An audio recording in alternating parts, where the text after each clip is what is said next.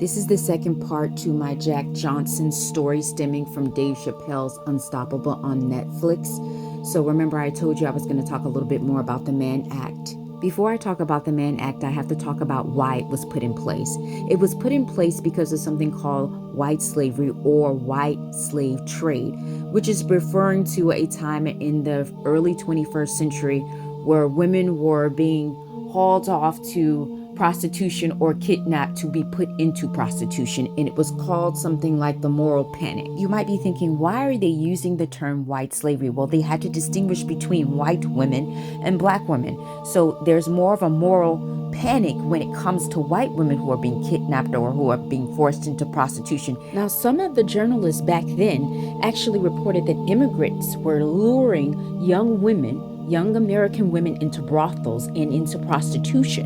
And so this caused a crazy panic. Others reported that women were going into prostitution willingly because of the poverty that they were experiencing. There was so much poverty back then and so much of a need that they were willingly going into prostitution. So instead of the government addressing poverty issues, they attacked the symptom by putting through the Mann Act. The Mann Act made it a felony to transport any woman or girl across state lines or international borders for prostitution or debauchery or anything that had an immoral purpose.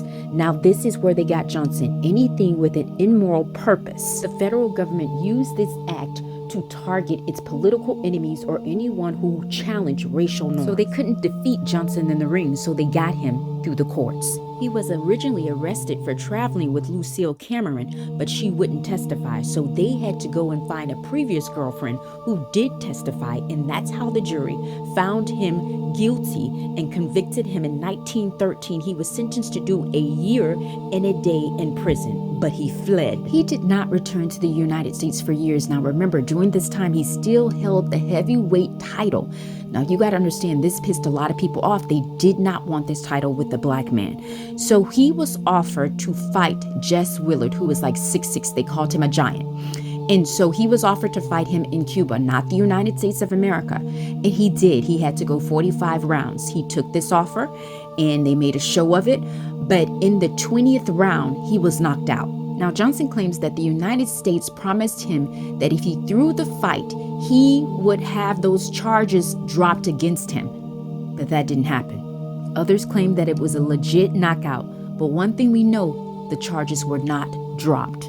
Johnson was defeated in the ring and through the court system by the Mann Act.